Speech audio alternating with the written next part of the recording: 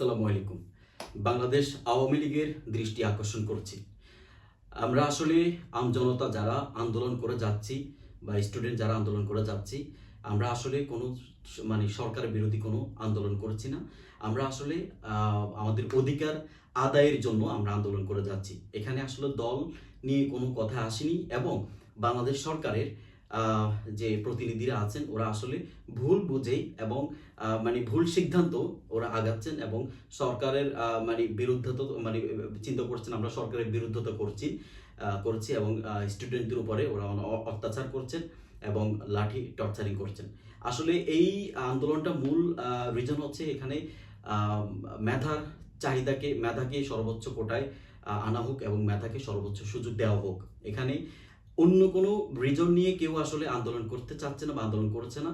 এখানে চাইলে আপনিও রাস্তায় নেমে আসতে পারেন। আপনারও অধিকার, আপনার ছেলের সন্তান যখন মেধাবী হবে, আপনার ছেলের সন্তান যখন সর্বোচ্চ কোয়ালিটিপূর্ণ এডুকেটেড হবে, হ্যাঁ, তখন তারও তো একটা চাকরির প্রয়োজন হবে। তখন সে তো চাকরি করতে গেলে বা চাকরি খুঁজতে গেলে তখন সেও কি এভাবেই দেখা যাচ্ছে তার সর্বোচ্চ মেধার মূল্যটা না পেয়ে অন্য কেউ একজন অন্যান্য কোটা দিয়ে সে চাকরি পাচ্ছে। এই জায়গাটা আপনি জাস্ট আপনার জায়গা থেকে চিন্তা করেন যে আমিও তো যখন আমার স্টাডি শেষে যখন আমি চাকরির জন্য যাব তখনও তো আপনি ঠকে যাবেন। আসলে মেধার মূল্য যদি পৃথিবীর কোনো দেশ না দেয়, ওই দেশের মধ্যে অন্ধকারে ভরে যাবে, ওই দেশের মধ্যে অশিক্ষিত আর চোর বাটপারে ভরে যাবে। কারণ আপনার সর্বোচ্চ সুযোগ দিতে হবে মেধাই পারে পৃথিবীর সর্বোচ্চ সব ধরনের কোয়ালিটিপূর্ণ একটা সুন্দর পরিবেশ তুলে ধরতে এবং মেধাই পারে সর্বোচ্চ সুন্দর পরিবেশ দেশের মধ্যে এনে দিতে।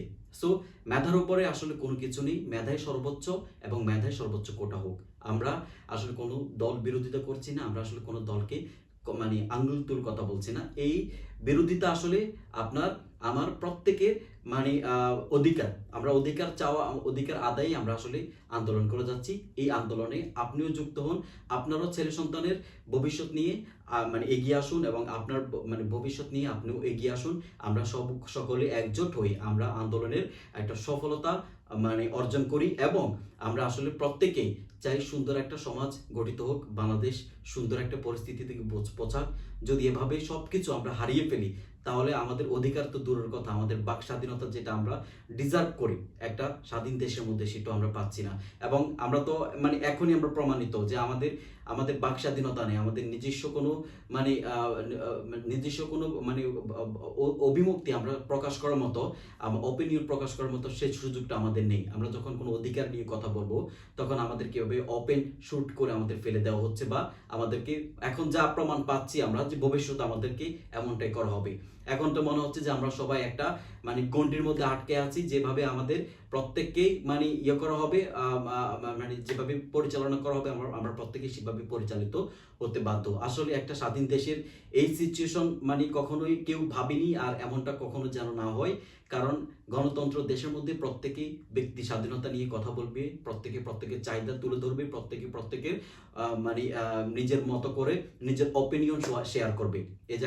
এই জায়গাটায় প্রত্যেককে সুযোগ করে দিন এবং আপনি আওয়ামী লীগ করেন বা ছাত্রলীগ করেন, যেই অবস্থায় থাকুন না কেন, আপনার ভবিষ্যৎ আপনার ছেলে সন্তানের আগামী দিনের ভবিষ্যতের জন্য এই আন্দোলনের সাথে যুক্ত হন এবং আপনি কোটা সংস্কারের বিরুদ্ধে কোটা সংস্কার বিষয়ে আপনি সর্বোচ্চ এটার একটা ফলাফল এনে দেওয়ার জন্য আমরা সর্বোচ্চ সেলুট দিয়ে আপনাদেরকে আমাদের পাশে থাকার জন্য অনুরোধ রইল এবং আমরা আপনাদের প্রতি সর্বোচ্চ সেলুট থাকবে।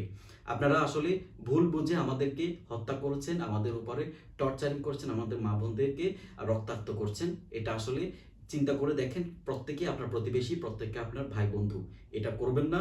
এটা আসলে খুব খারাপ দেখায়, কারণ এই দিনগুলো কোনো একদিন থাকবে না, কিন্তু এই দিনগুলোর স্মৃতি কখনো মানুষের মন থেকে ভুলবে না। এই দিনটাই একদিন এমন একটা পর্যায়ে নিয়ে যাবে যেটা আপনার ঘৃণার চেয়েও ঘৃণার পাত্র হয়ে আপনাকে সারা জীবন মানুষের কাছে থাকতে হবে।